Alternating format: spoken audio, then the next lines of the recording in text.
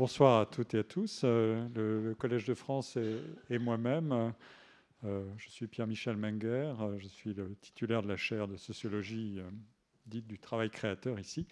Donc le Collège de France et moi-même sommes heureux d'accueillir pour 4 conférences dans le cadre d'une chaire d'État du Collège, Madame la professeure Michèle Lamont, qui est Robert Goldman Professor of European Studies, Professor of Sociology and African American Studies à Harvard University et qui sera maintenant et bientôt directeur du Weatherhead Center for International Affairs de Harvard. Et Michèle Lamont, pour la présenter en quelques mots, c'est l'objet de ma petite intervention, a été formée initialement au Canada, puis aussi en France, où elle vient souvent. Elle a fait sa thèse d'ailleurs en France, à Paris. Elle est devenue professeure à l'université de Princeton en l'an 2000, et puis elle a rejoint Harvard en 2003. Sa bibliographie, que vous trouverez aisément, comporte des ouvrages importants qui ont été traduits dans de nombreuses langues.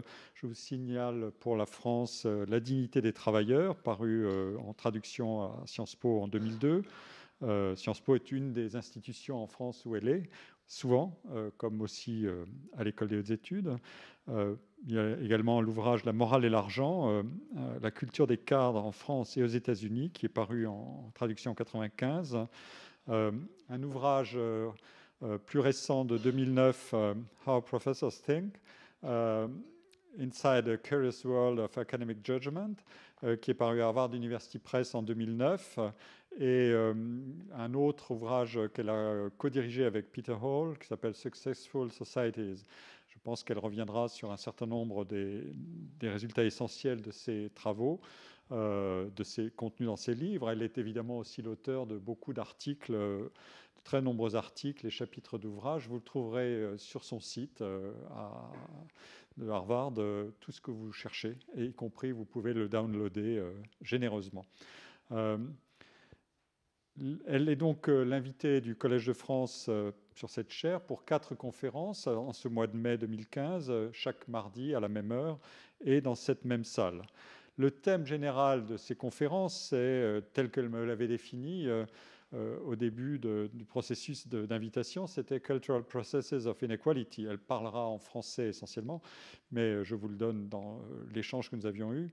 Et je vais présenter en quelques mots le travail de Michèle Lamont.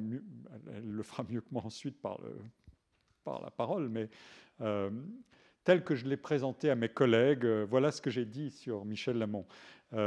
Ces recherches entendent renouveler les cadres théoriques et empiriques de la sociologie culturelle et de la sociologie morale. Michèle Lamont explore tout particulièrement les mécanismes d'attribution différentielle de valeur et de reconnaissance aux personnes à travers des opérations de catégorisation, de construction de frontières symboliques et culturelles des groupes sociaux, de stigmatisation et de discrimination. Le recours à cette notion de frontière symbolique, qui est un peu une marque de l'œuvre de Michèle Lamont, qui a eu un succès considérable, renvoie à une conception originale des inégalités sociales. L'identité sociale s'établit à partir de principes symboliques d'auto- et d'hétéro-identification et de catégorisation des groupes sociaux. Dans ses recherches, Michèle Lamont montre comment la stigmatisation diffère de la discrimination. La stigmatisation met en jeu les grandeurs sociales du respect et de la dignité des individus et des groupes, alors que la discrimination caractérise le déni d'accès, par exemple, à des emplois, à des activités, à des ressources disponibles aux autres groupes sociaux. Donc les inégalités, à partir de là, peuvent être caractérisées à partir d'écarts de ressources et des déterminants de leur reproduction, mais aussi à partir des moyens dont disposent les individus pour y faire face, depuis l'action collective et la consolidation de l'identité du groupe jusqu'aux moyens de gestion de l'identité culturelle en situation de stigmatisation ou de discrimination. C'est donc une sociologie du jugement de valeur. Je le dis en soulignant le mot valeur, puisque ça a été le thème de mon premier cours ici. Il y a un certain nombre de résonances entre ces travaux de Michèle Lamont et ce que ici j'ai essayé de faire depuis que je suis professeur, et j'ai plaisir à le dire et à le souligner. Une sociologie du jugement de valeur a été progressivement élaborée par Michèle Lamont pour étudier les processus de valorisation ou de dévalorisation des qualités chez autrui et les imputations de moralité ou d'immoralité, si on entend par moralité l'ensemble des normes, des prescriptions conçues comme ayant une valeur supra-individuelle et s'appliquant aux responsabilités, aux devoirs à l'égard d'autrui. Cette perspective qui a été adoptée par Michel Lamon part des conduites et des représentations des acteurs sociaux pour explorer ce qui est soutenable ou insoutenable dans les attributions et les dénis de valeur. Le travail sociologique de Michel Lamon est par ailleurs fortement comparatif, et c'est une de ses vraies grandes originalités. Ses premiers travaux ont porté sur la classe moyenne supérieure et sur les ouvriers aux États-Unis et en France. Plus récemment, cette ambition comparative s'est élargie, elle vous le dira dans ses conférences, à l'étude comparée des comportements individuels et collectifs face aux stigmatisations dans les populations noires au Brésil, aux États-Unis ou en Israël. La sociologie de l'évaluation a de multiples terrains possibles. Dans un ouvrage récent, Michel Lamon a étudié les jugements de qualité qui président à l'attribution de fonds de financement par des comités multidisciplinaires en sciences sociales et humaines dans des organisations de financement de la recherche. Et donc l'objectif était d'analyser comment peut-on procéder à une juste allocation de moyens de financement de la recherche et comment il faut se frayer un chemin entre l'exercice souverain de l'expertise disciplinaire, la culture de la délibération collégiale et les jeux stratégiques intéressés qui sont en principe disqualifiés.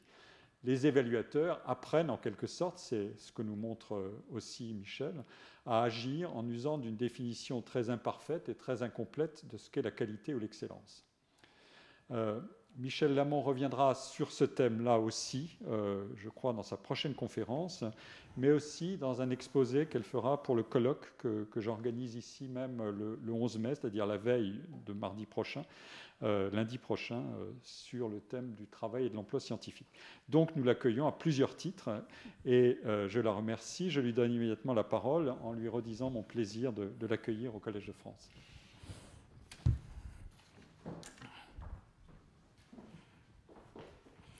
Merci beaucoup Pierre-Michel pour cette introduction généreuse. Et c'est avec grand plaisir que je me trouve ici. Et Pierre-Michel et moi, nous nous connaissons depuis que nous étions étudiants doctoraux. Alors, ça me fait particulièrement plaisir, après avoir vécu nos trajectoires parallèles au cours des 30 dernières années, de se retrouver ici aujourd'hui. Alors que nous étions en correspondance concernant les conférences d'aujourd'hui, j'ai bien compris qu'il y aurait dans la salle des gens qui sont pas universitaires et qui n'auraient pas nécessairement pris connaissance de mes travaux antérieurs, alors que je reconnais aussi plusieurs collègues avec qui j'ai été en conversation depuis plusieurs années. Alors, je vais essayer de combiner les registres, les registres d'introduction et aussi les registres de discussion entre experts. Et mon but, c'est de vous donner un peu un survol de différentes dimensions de mes travaux qui convergent autour de ce concept de mode de valeur. Alors, le sous-titre, c'est « Processus culturel de production de l'inégalité ». Et j'ai l'impression qu'il y a un peu d'écho dans le micro. Est-ce que c'est moi? Oui. Est-ce que c'est possible d'ajuster un peu? Vaut mieux le mettre un peu moins fort parce que j'ai l'impression que je crie, non? Non? Ça va? OK. Si ça ne vous dérange pas, je vais continuer. Alors, le premier cours, la première conférence ou la première leçon, l'invitation officielle dit leçon. Alors, je vais donc les appeler leçons. Ça fait longtemps que je n'ai pas fait de leçons, mais en fait. Ça concerne mes travaux, mes deux premiers livres, La dignité des travailleurs et La morale et l'argent, qui sont des livres qui portent sur les frontières de classe, les frontières morales et les frontières raciales aux États-Unis et en France. Et je vais lier ces livres avec des réflexions sur la transformation des frontières symboliques dans le contexte français, mais aussi dans le contexte européen au cours des 20 dernières années, des 30 dernières années. Pierre-Michel a mentionné le livre Social Resilience in the Neoliberal Era, qui est sorti en 1993 et que j'ai coédité avec le politologue Peter Hall. Ce livre présente des résultats d'une collaboration qui dure depuis 2002 avec un groupe de 14 experts en sciences sociales. Et nous travaillons ensemble sur cette question de résilience sociale qui est particulièrement pertinente dans un contexte où on voit les événements des dernières semaines à Baltimore, où les gens qui sont dans des positions de faiblesse, dans des positions de subordination, se révoltent. Et la question est à savoir comment est-ce que ces gens sont capables de se développer une résilience sociale, de quelle façon est-ce que les sociétés dans lesquelles ils vivent leur donnent des outils pour pouvoir rencontrer les défis auxquels ils vont faire face, est une des questions qui nous a beaucoup préoccupés et sur laquelle j'ai travaillé au cours des 10 dernières années avec une équipe de recherche qui inclut des Brésiliens, des Israéliens et des Noirs américains. Et la question qu'on se pose dans ce projet dont je parlerai dans la 3e leçon, c'est de quelle façon est-ce que le critère, le contexte national dans lequel les gens vivent, les répertoires culturels auxquels ils ont accès, mais aussi le degré auquel leur groupe constitue un groupe. On utilise ce concept de groupness, nous permettent de comprendre quel est le caractère des incidents auxquels ils font face. On leur pose la question « Have you ever been treated unfairly? » Avez-vous déjà été traité de façon injuste? Décrivez-nous ce que vous avez vécu et comment avez-vous répondu? Et on explore leur expérience de stigmatisation et de discrimination. Les groupes comparés étant les Noirs aux États-Unis, les Noirs au Brésil et 3 groupes en Israël, y compris les Éthiopiens juifs, qui ont fait les nouvelles au cours de la dernière semaine aussi, les Arabes palestiniens et les Mizrahim, les Juifs orientaux. Alors, ce sont des groupes qui sont stigmatisés de façon différente. Alors ici, la question, c'est comment est-ce qu'ils comprennent la définition de leurs valeurs telles qu'ils la vivent à travers le racisme quotidien, mais aussi quelles sont leurs réponses à ces incidents auxquels ils font face. Et vous allez voir qu'on développe un cadre théorique pour pouvoir comprendre les dynamiques causales qui sont en place. Et dans la troisième présentation, je vais élaborer ce schème d'analyse ici qui sort d'un article qui a été publié dans Socio-Economic Review l'été dernier, dans un article que j'ai coécrit avec Matt Clare et Stéphane Beljan, qui sont des doctorants à Harvard. Et comme vous voyez ici, on passe un peu des explications traditionnelles de l'inégalité chez Marx et c'est Charles Tilly aux explications plutôt de type bourdieusien, avec un accent mis sur les ressources culturelles. Et on se pose la question, de quelle façon est-ce que d'autres types de processus culturels peuvent nous permettre de comprendre comment est-ce que l'inégalité se produit. Alors, c'est un article un peu ambitieux dans le sens où on dit que la majorité de la littérature sociologique a mis l'accent sur les types 1, type 2, et on veut revisiter les questions d'évaluation et de stigmatisation et autres pour comprendre est-ce qu'il y a d'autres chemins pour la création de l'inégalité qui ont été négligés jusqu'à présent. Alors, ça vous donne un peu un tour d'horizon de ce qui est devant nous. La semaine prochaine, je discuterai, comme Pierre-Michel l'a mentionné, de mes travaux sur l'évaluation, non seulement le livre « How Professors Think » et un autre article qui est paru en 2012 dans Annual Review of Sociology qui propose un programme pour la sociologie de l'évaluation et de la valuation qui prend vraiment racine dans la sociologie française dans la mesure où plusieurs des auteurs clés dans la littérature présente qui travaillent sur les questions d'évaluation sont des sociologues français, mais aussi on propose un modèle qui va au-delà, qui analyse comment est-ce que les règles coutumières d'évaluation varient selon l'objet d'évaluation, l'auteur de l'évaluation et l'audience.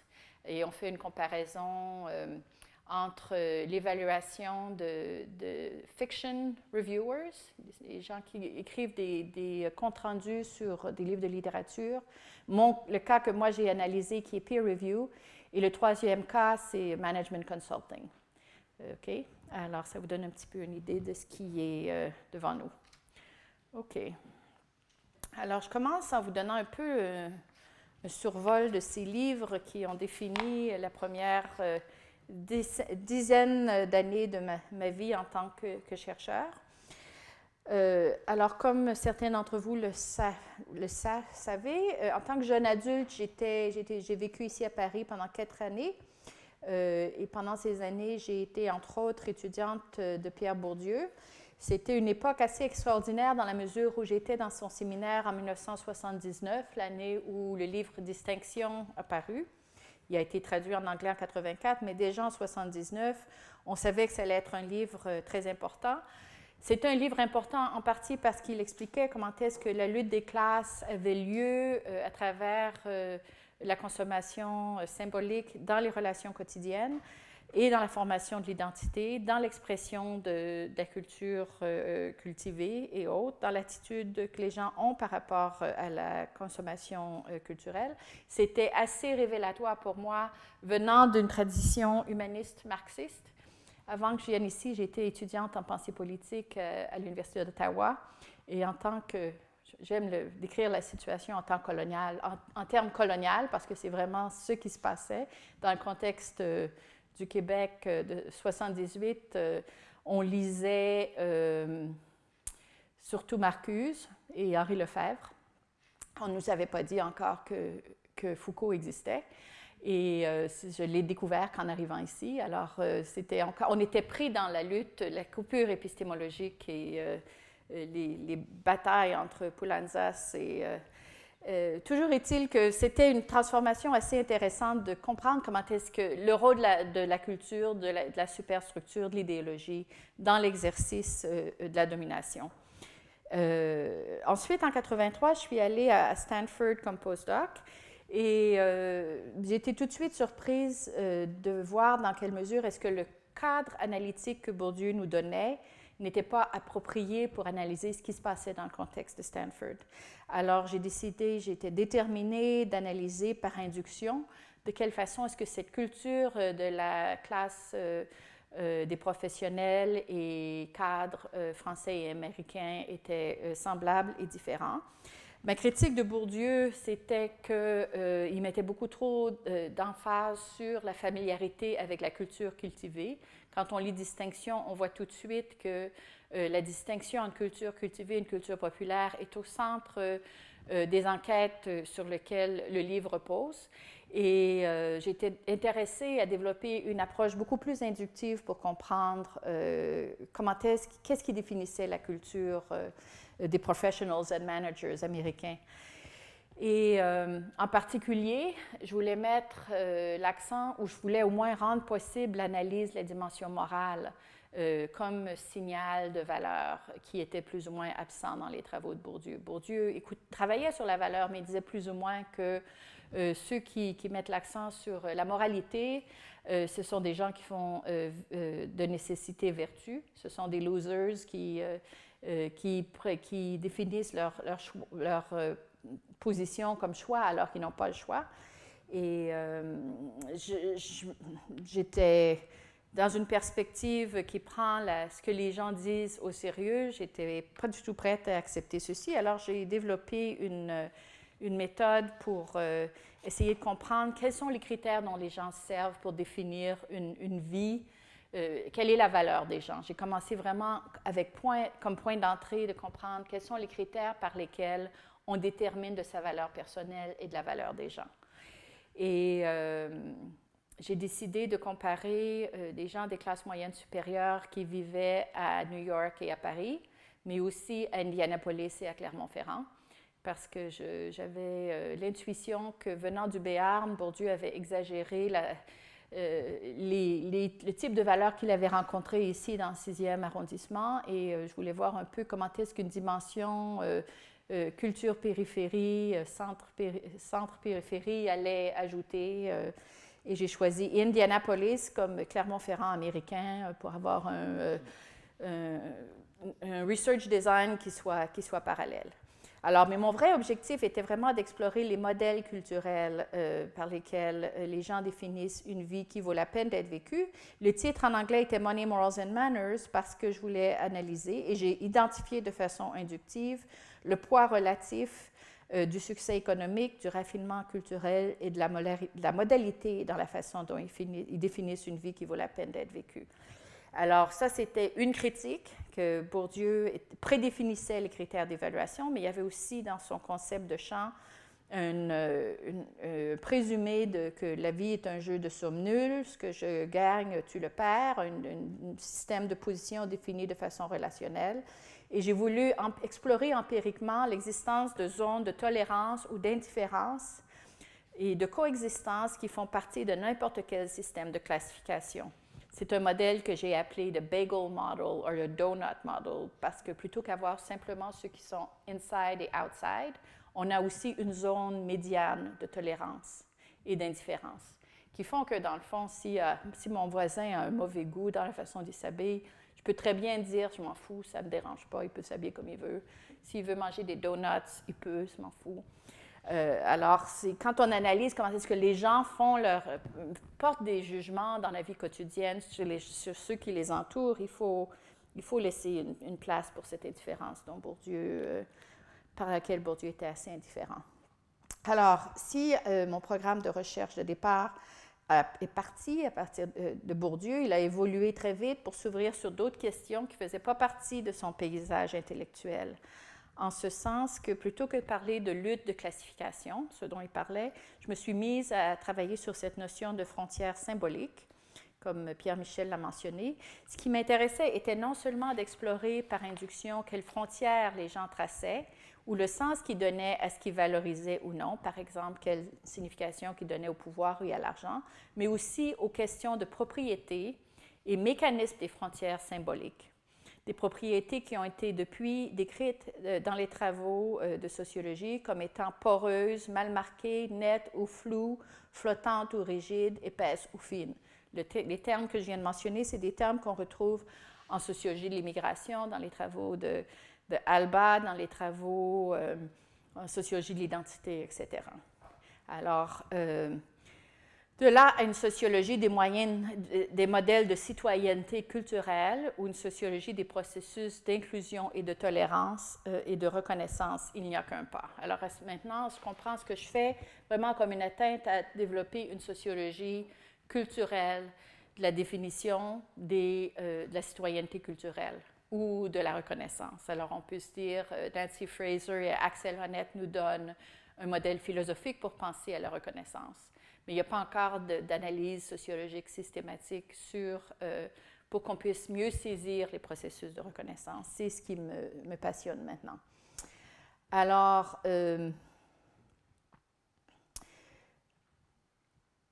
dans le contexte où ces idées émergeaient, et c'est encore le cas aujourd'hui, la majorité de la sociologie de l'inégalité portait sur la distribution des ressources et non sur les distinctions symboliques ou les distinctions d'identité ou de reconnaissance. Alors, si on pense au succès immense du livre de Piketty, c'est encore plus le cas aujourd'hui.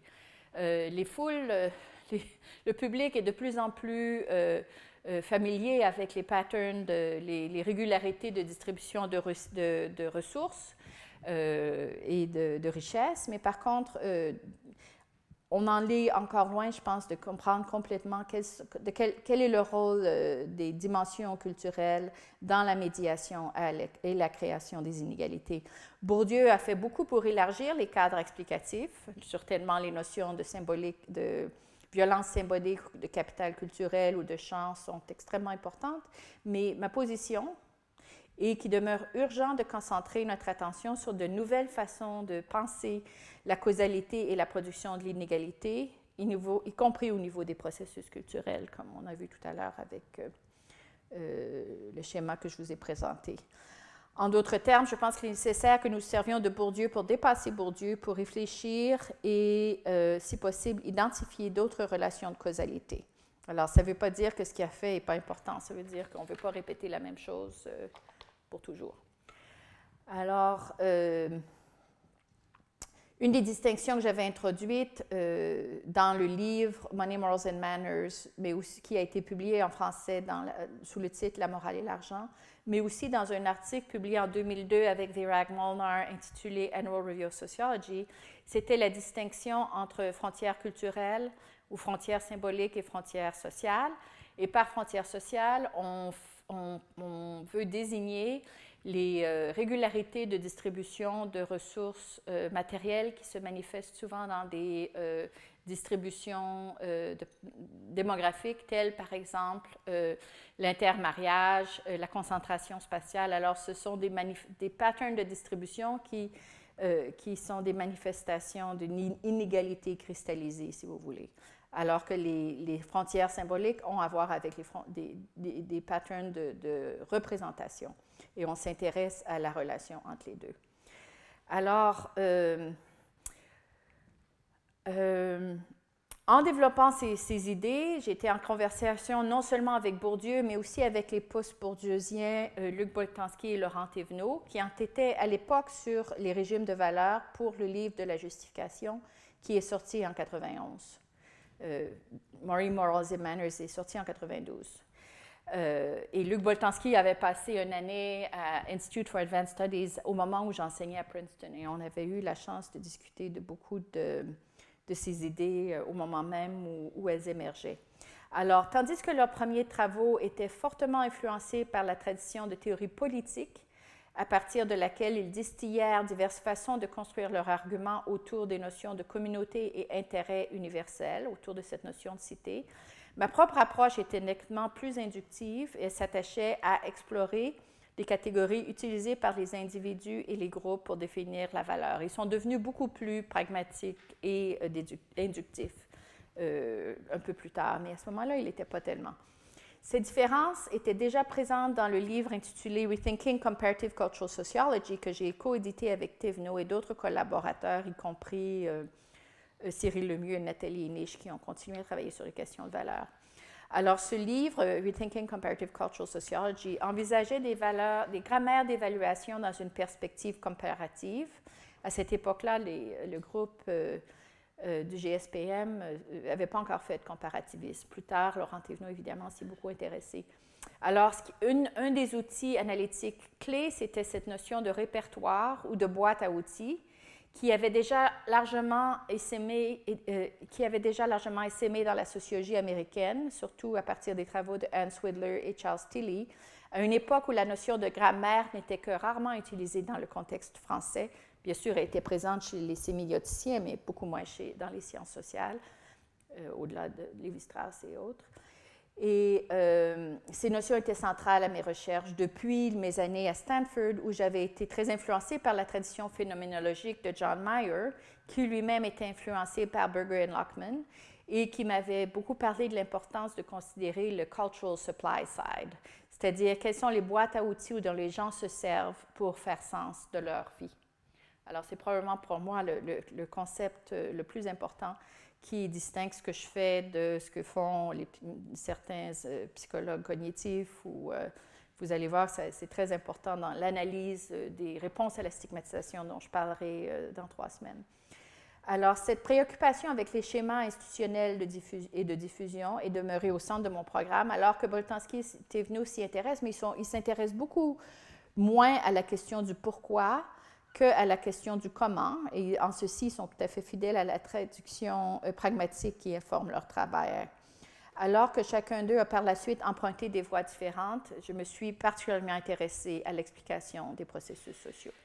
Alors, pour revenir plus concrètement à ce que ces 2 livres accomplissent, La morale et l'argent explorent la façon dont les cadres dirigeants, les cadres supérieurs, les hommes d'affaires américains et français définissent la valeur d'une personne, le poids et la signification relative qu'ils donnent à divers critères d'évaluation. Alors, ce livre fut suivi par un 2e livre, La dignité des travailleurs, traduit en français quelques années plus tard, qui traite de questions similaires, mais à partir d'entretiens réalisés auprès d'ouvriers et employés américains et français, blancs et noirs dans la banlieue de New York, et français et nord-africains, français gaulois, comme mes interviewés disaient, et nord-africains, maghrébins en banlieue parisienne. Le but était d'identifier par induction comment ces individus définissent leurs valeurs, les personnes de valeur et établissent des frontières, rejetant par-delà ceux qu'ils valorisent moins.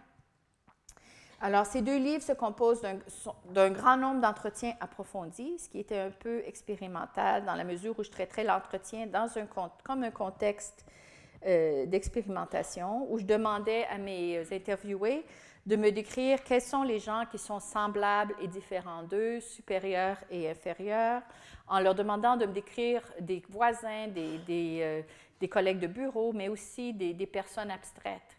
Je leur demandais aussi de me dire quels étaient leurs héros, quels étaient leurs rôles modèles. Alors, si on me dit, par exemple, que mon héros, c'est Mère Teresa ou Donald Trump, pour faire un cas facile, c'est très facile de voir quel est le principe derrière leur sélection, leur évaluation. Moralité, succès socio-professionnel. Si je leur demande comment ils élèvent leurs enfants, quelles sont les valeurs qu'ils veulent donner à leurs enfants, là aussi, il y avait des différences assez évidentes.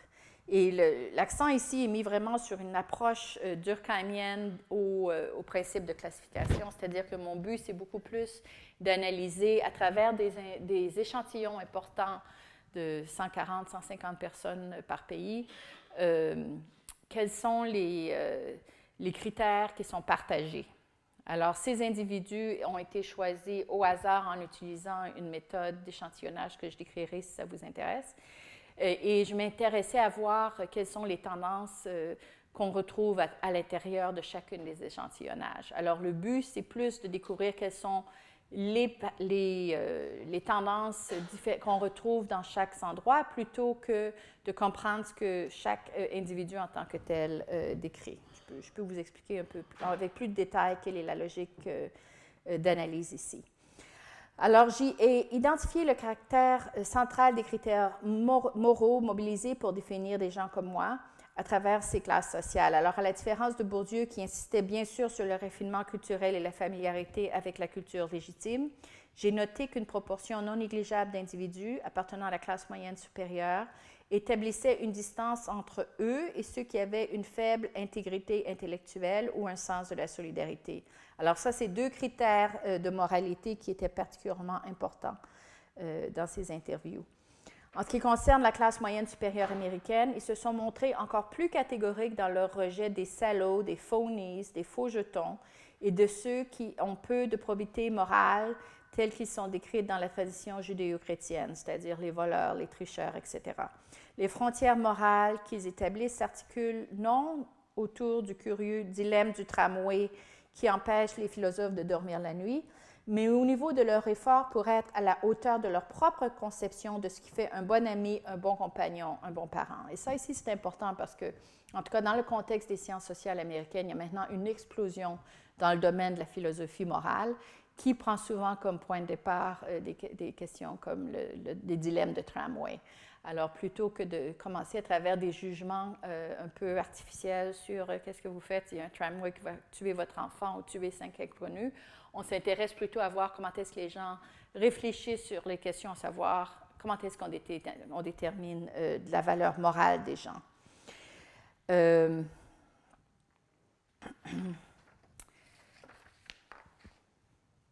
Alors, à travers ce type d'analyse, j'en suis aussi venue à m'intéresser aux constructions différentes des pauvres, des immigrés et des minorités ethniques, de la welfare queen paresseuse aux États-Unis qui ponctionne l'État-providence, des immigrés et maghrébins en France qui ruinent le système avec leur grande famille, et ainsi de suite. En d'autres mots, les frontières morales nous permettent d'analyser le contenu des frontières sociales que ces groupes d'ouvriers et de cadres que j'ai interviewés tracent par rapport à d'autres groupes sociaux, que ce soit les pauvres, les immigrants et les membres d'autres classes. Alors, on s'intéresse à la construction stigmatisante associée à la classe sociale, à l'identité ethnique ou à la hostilité envers des immigrants. Alors, c'est ce qui m'a amené à écrire The Dignity of Working Man, qui a vraiment ce genre de distinction au centre de l'argument. Alors, je vais aller un petit peu plus vite parce que le temps passe. L'approche ici est quand même assez différente de ce qu'on retrouve en psychologie cognitive et dans l'économie comportementale, plutôt que de me concentrer sur les aspects intrapsychiques et décontextualisés de la cognition. Encore une fois, dans une tradition durkheimienne des formes de la vie religieuse, je m'attache aux définitions intersubjectives de la réalité, aux scénarios institutionnalisés, aux schèmes et aux systèmes de classification qui prennent un caractère objectif dans la mesure où ils sont largement partagés. Plutôt que de considérer que les valeurs et les croyances sont logées dans la tête des gens, les sociologues culturels sont davantage préoccupés par les processus auxquels les modèles culturels deviennent largement accessibles, exploitables et souvent déclenchés dans un environnement culturel, comme l'a souligné par exemple le sociologue Michael Schutzen dans son remarquable article « How Cultures Work ». Alors, avec Laurent Thévenot, dans Rethinking Comparative Cultural Sociology, nous avons par exemple exploré le recours au répertoire d'évaluation en France et aux États-Unis.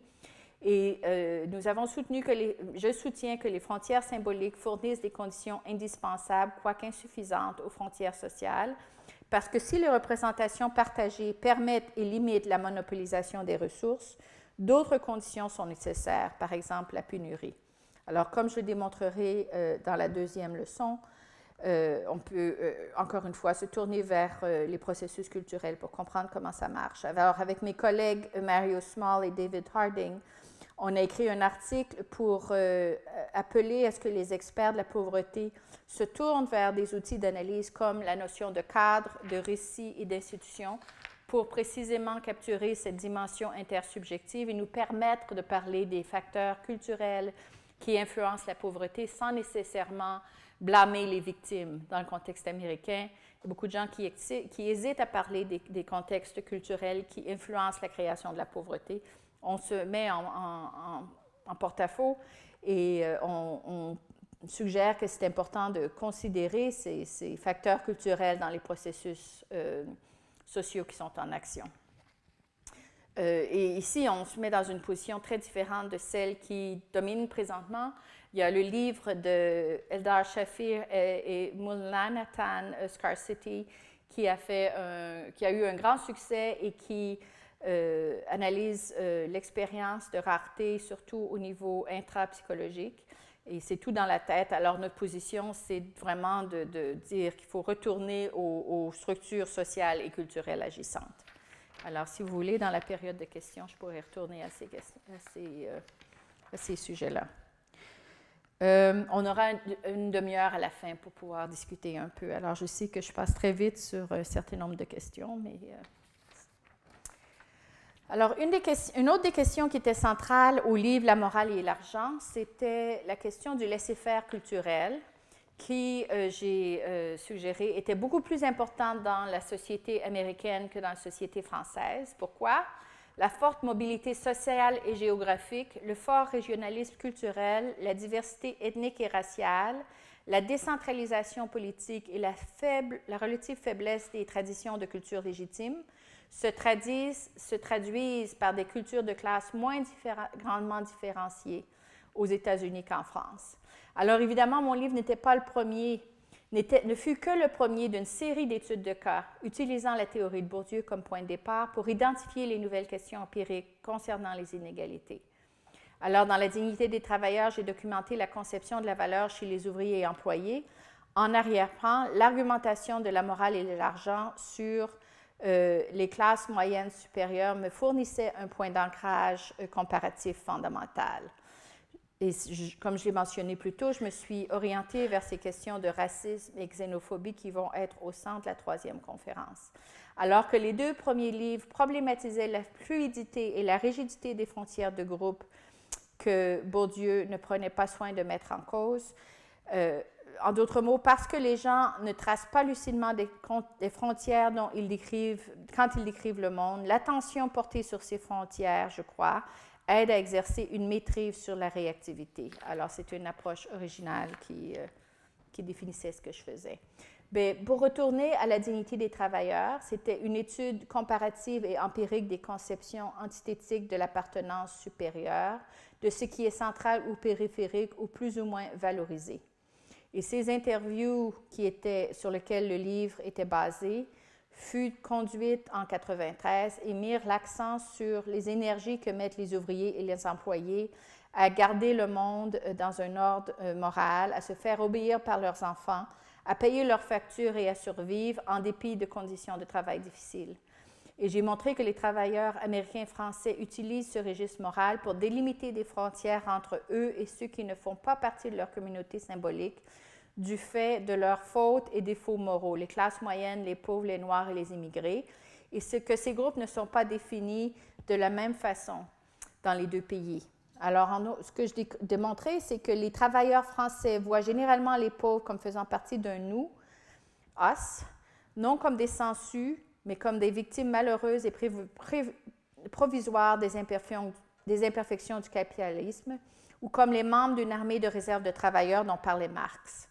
Les minorités ethniques sont aussi intégrées à un nous, les interviewés français minorant le phénotype comme base à la différenciation, comme la ligne droite du républicanisme français qui prescrit de faire abstraction des caractéristiques personnelles comme critère d'inclusion dans la communauté symbolique.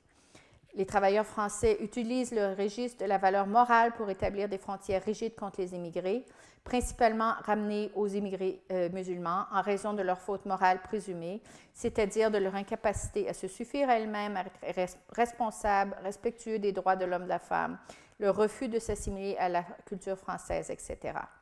En dernier lieu, les travailleurs ouvriers français établissent dans des frontières morales rigides avec les classes moyennes et les élites, en raison de leur manque d'intégrité personnelle et de solidarité, leur incapacité à être loyaux vis-à-vis de leurs amis et leur narcissisme et leur obsession de l'autopromotion.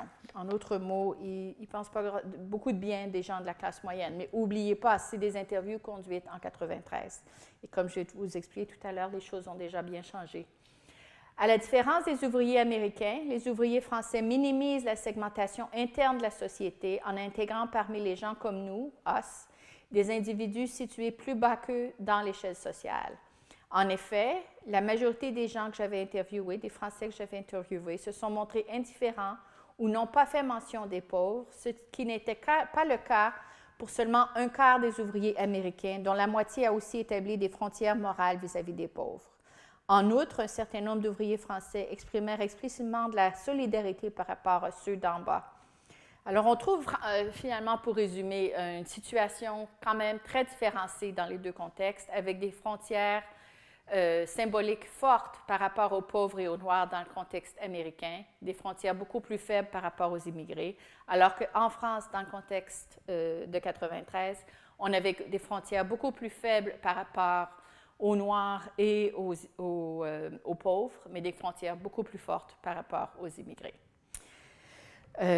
J'ai revisité ces questions dans un article publié en 2014 avec Nicolas Duvaux dans la revue French Politics, Culture and Society, où on a analysé la transformation des frontières symboliques par rapport aux pauvres et aux groupes d'immigrés, des musulmans en particulier, dans le contexte français, à partir des sources secondaires. Et l'article que certains m'ont décrit comme étant extrêmement déprimant montre que les frontières par rapport aux pauvres se sont beaucoup renforcées dans le contexte français.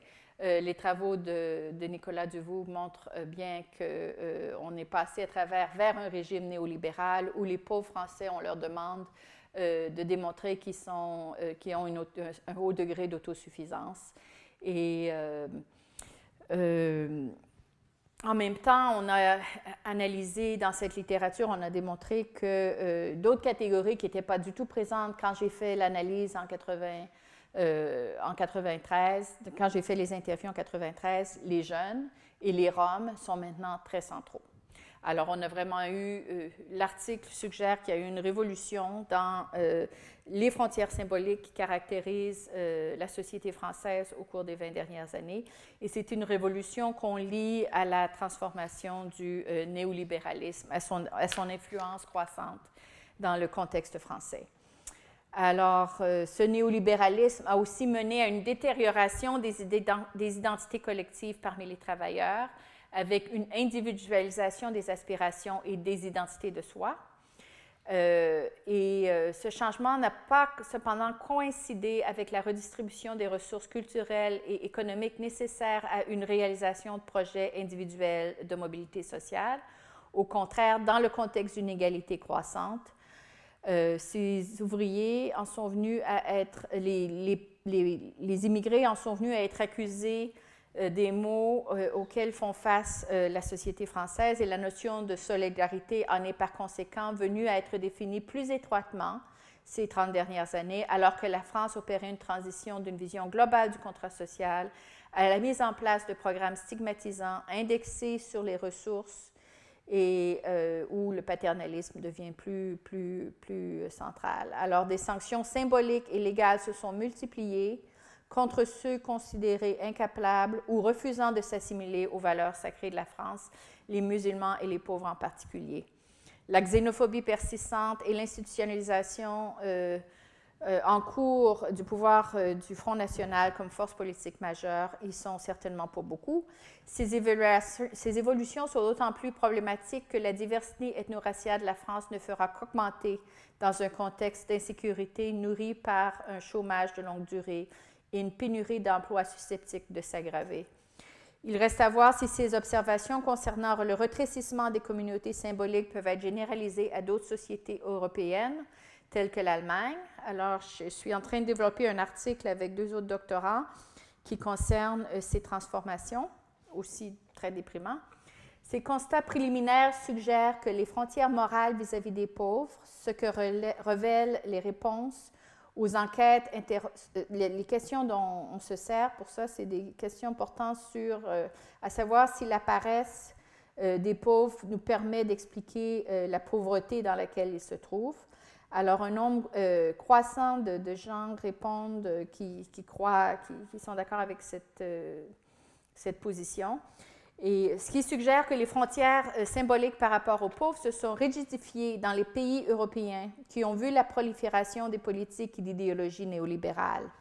De telles explications individualistes et morales de la pauvreté ont décliné dans certains pays, comme l'Islande, la Finlande et la République tchèque, et ont augmenté de manière spectaculaire dans des pays comme la Grande-Bretagne, les Pays-Bas, le Portugal et la Slovénie. Nos constats suggèrent également des interactions entre les frontières morales vis-à-vis des pauvres et l'établissement des frontières morales par rapport aux minorités ethno-raciales et religieuses, les gens de couleur, les immigrés et les musulmans en particulier.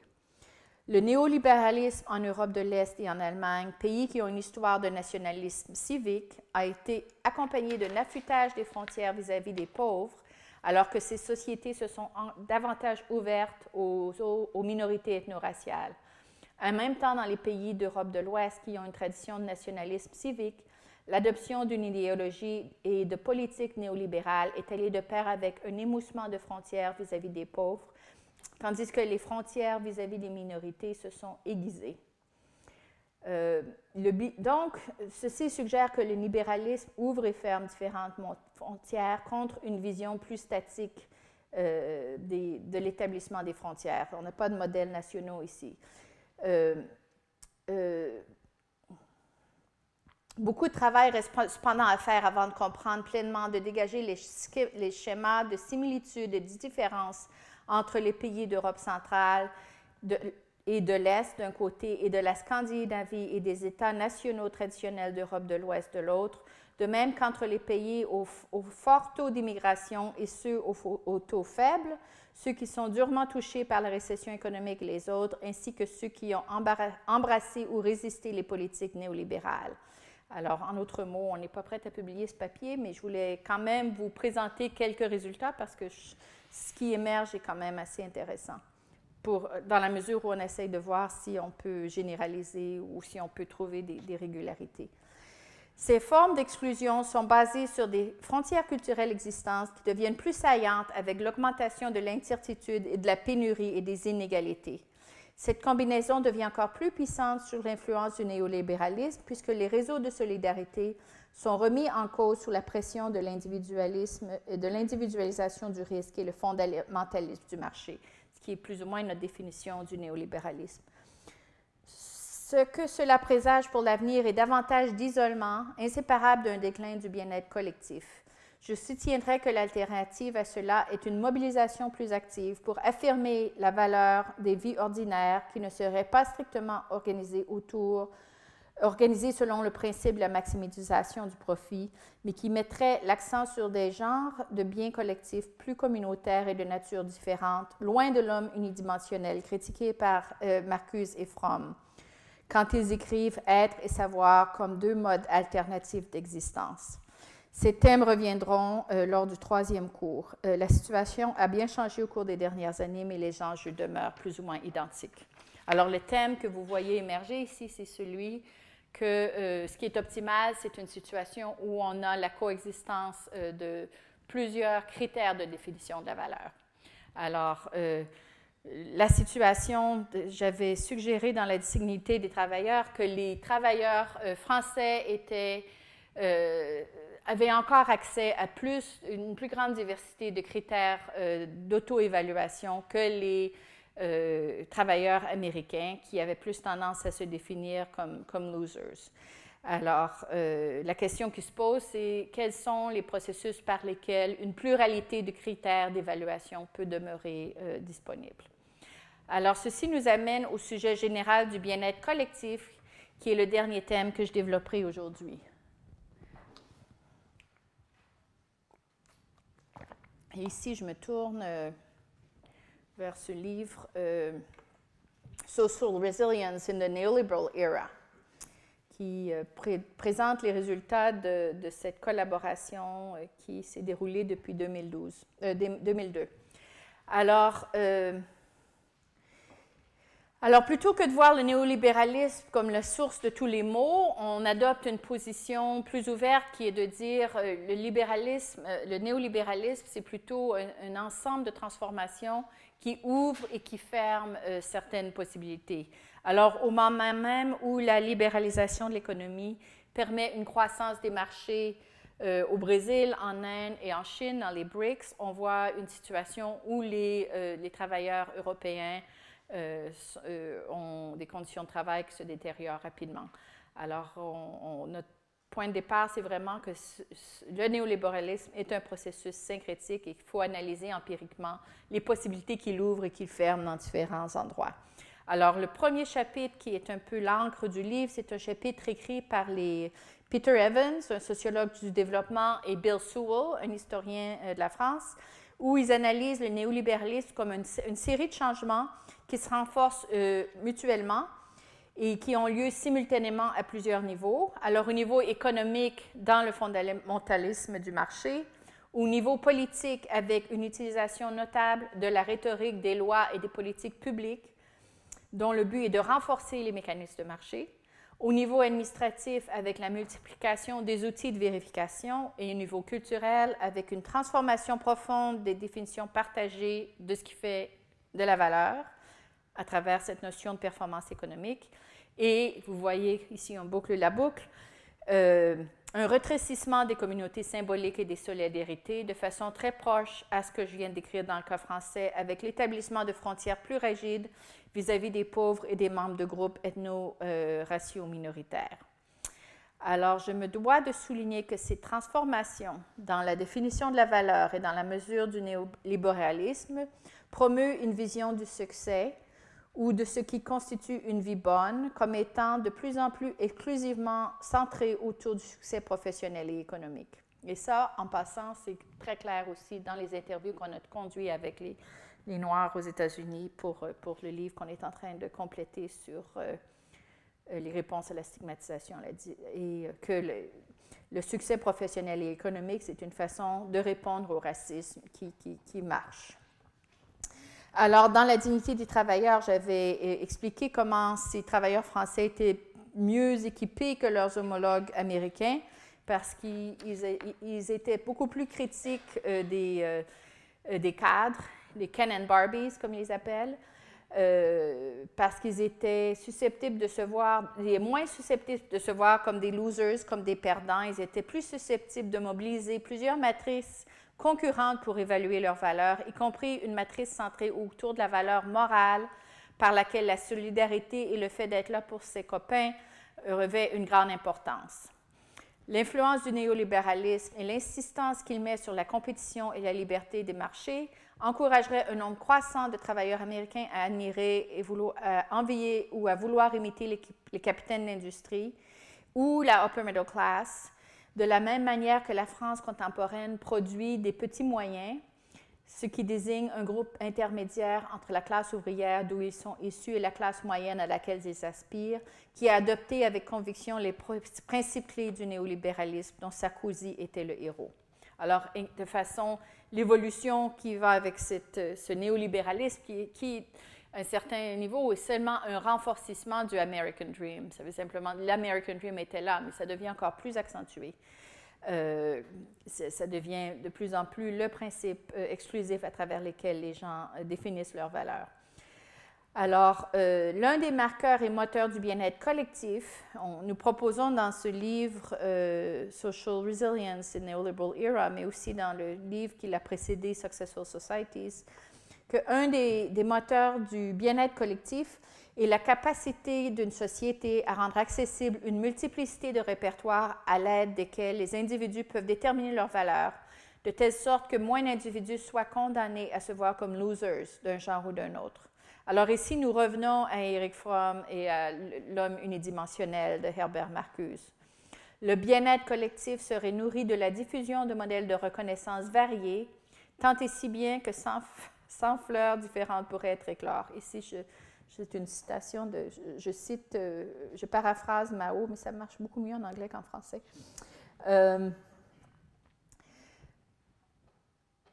C'est l'une des clés du bien-être collectif dont je parle, mais c'est aussi une des normes de laquelle on s'éloigne partout dans le monde pour la remplacer avec une configuration culturelle proche de celle qui existe aux États-Unis et qui entraîne, je crois, des effets désastreux. En conséquence, une volet de notre analyse consiste à maintenir une pluralité de critères pour évaluer la valeur des gens, pluralité qui tend à être écrasée par la pression du néolibéralisme, car encore une fois, la valeur des gens tend à être évaluée à travers du prisme invasif du succès économique.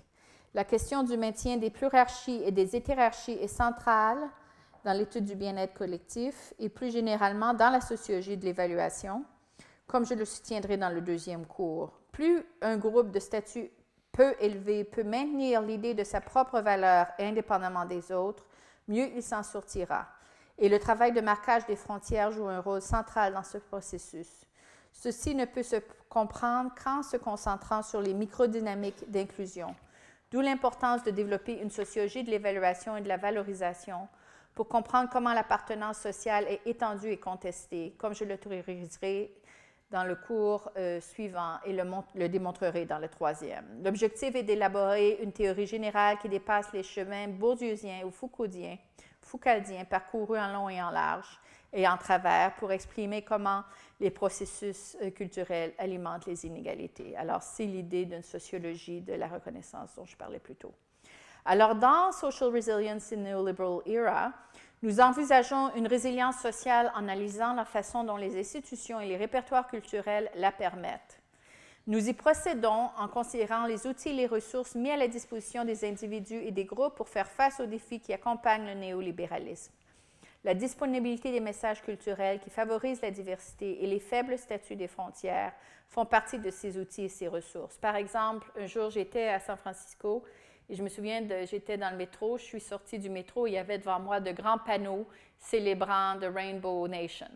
Alors, c'est un exemple du processus par lequel des messages favorisant la diversité deviennent disponibles. Je pourrais vous donner d'autres exemples, j'en parlerai plus tard. Alors, ces répertoires culturels peuvent agir comme des tampons ou des échafaudages permettant de résister à l'impact du fondamentalisme de marché. Ce sont des ressources de solidarité et de soutien qui contribuent au bien-être subjectif et physique. Alors, évidemment, il y a une obsession ces jours-ci avec la résilience individuelle. Il y a une littérature importante qui est devenue disponible sur les concepts tels, comment on appelle ça? Bon, la résilience en général. Et grit, par exemple, le concept de grit est devenu extrêmement populaire. Nous, plutôt que de se préoccuper des caractéristiques individuelles, on s'intéresse aux outils institutionnels et culturels que les sociétés mettent à la disposition de leurs membres pour les rendre plus résilients. Alors, c'est vraiment une logique très différente de ce qu'on retrouve, par exemple, en psychologie sociale. Alors, les différents membres de notre groupe se concentrent sur différents aspects de ce processus-là. Par exemple, Will Kymlicka s'est concentré sur la question du multiculturalisme comme répertoire culturel. Il y a aussi parmi nos membres Anne Swidler, qui a analysé le cas de la résistance à la crise du sida en Afrique, au Malawi en particulier, et le rôle des institutions pour donner aux individus la capacité de résister au sida. Je peux développer si ça vous intéresse. Alors, c'est le contexte dans lequel j'ai développé l'étude sur les réponses à la stigmatisation à laquelle j'ai fait allusion un peu plus tôt. Et je vais vous donner un preview ici. Peut-être que c'est trop petit que vous ne verrez rien. Mais plus ou moins, ce qu'on fait, c'est qu'on démontre quels sont les types, quels types d'expériences de stigmatisation et discrimination sont le plus fréquents parmi les 5 groupes qu'on analyse et quels sont les outils qui sont mis à leur disposition pour leur permettre de faire face à la situation. Alors, vous voyez ici, par exemple, la présence des répertoires culturels est absolument les mythes nationaux, la notion de melting pot aux États-Unis, racial democracy ou le zionisme en Israël sont essentiels dans la façon dont ils répondent, où ils trouvent les outils pour répondre à la stigmatisation. Alors, c'est une sociologie des capacités, des processus de construction des capacités collectives. C'est ce qu'on est en train de développer. Alors, je parle déjà depuis presque 1 heure. Je pense que je vais m'arrêter ici pour qu'on ait le temps de discuter. Je pourrais continuer un peu plus. Alors, vraiment, vous voyez où je me dirige. C'est vraiment, à travers ce genre d'analyse empirique, d'essayer de développer une sociologie des formes de reconnaissance, une sociologie des conditions sociales et institutionnelles pour la reconnaissance, qui serait une alternative très marquée par rapport aux façons dominantes de réfléchir sur la résilience qu'on retrouve tous les jours, certainement dans le New York Times. Je ne sais pas quelle est la situation ici maintenant, mais il y a eu vraiment une transition, je pense, dans le monde des sciences sociales des dernières années où, de façon de plus en plus marquée, les behavioral economics ainsi que la psychologie cognitive nous donnent les outils à travers lesquels les classes moyennes, la upper middle class, réfléchit aux problèmes auxquels on fait face. Et mon défi est en partie d'essayer de retourner aux sources plus structurelles de la sociologie. Mais par structurelle, je veux dire non seulement avec un accent sur les structures sociales, mais aussi sur les cultures sociales, dans une bonne tradition durkheimienne française, sur les schèmes culturels partagés, institutionnalisés, à travers lesquels on appréhende notre environnement, pour offrir une alternative et pour comprendre les changements auxquels on est témoin, non seulement aux États-Unis, mais aussi ailleurs. Alors, je m'arrête ici.